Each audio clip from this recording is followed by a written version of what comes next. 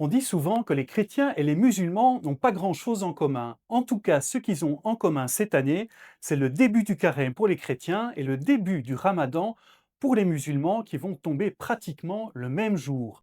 Le ramadan, en effet, va commencer entre le 17 février et le 19 février et le mercredi des cendres, début du carême, eh bien, c'est un 18 février. Comment est-ce qu'on explique que les dates du carême, du ramadan varient? C'est tout simplement une question de calcul. Comment est-ce qu'on fixe la date du carême? Eh bien, c'est par rapport au dimanche de Pâques. Nouvelle question, comment est-ce qu'on fixe le dimanche de Pâques? Eh bien, dans l'Église catholique, on part de l'équinoxe de printemps, qui est le 21 mars.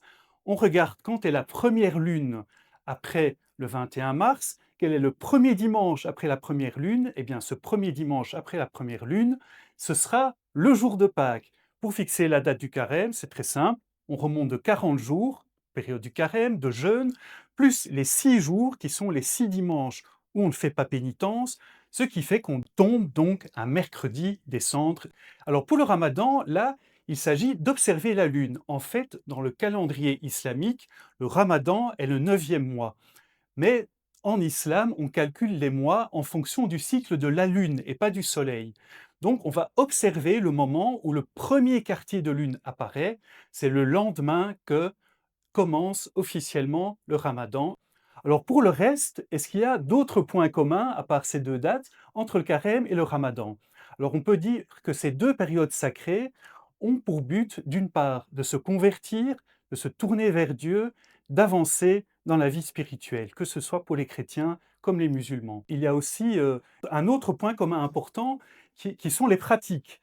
En effet, autant les chrétiens que les musulmans sont appelés à jeûner, à prier davantage, à lire la Bible ou le Coran, bien sûr, et à faire l'aumône pendant cette période. Mais à travers ces points communs, il y a aussi quand même pas mal de différences. L'objectif du carême et du ramadan ne sont pas tout à fait le même. Pour les chrétiens, les 40 jours de carême rappellent évidemment les 40 jours de Jésus au désert, où il a confronté Satan. Eh bien, les chrétiens aussi sont appelés à rejoindre Jésus dans leur désert intérieur pour se laisser purifier par Dieu et surtout se préparer à la fête de Pâques où ils vont pouvoir participer spirituellement à la mort et à la résurrection du Christ. Pour les musulmans, eh bien, le ramadan se souvient de la première révélation du Coran au prophète Mohammed, qui a eu lieu justement, on pense, vers 610 de l'ère chrétienne, près de la Mecque, dans une grotte où l'ange Gabriel aurait révélé donc le début du Coran au prophète Mohammed. Maintenant, par rapport aux pratiques, il y a aussi quelques différences. Pour les chrétiens, le jeûne est seulement obligatoire le mercredi des cendres et le vendredi saint. Pour les autres jours, on fait appel vraiment à la liberté et au discernement des chrétiens pour choisir quand ils peuvent jeûner d'autres jours ou prier. Par contre, pour les musulmans, les jours de jeûne sont bien fixés à l'avance et c'est commun à tout le monde, à tous les fidèles.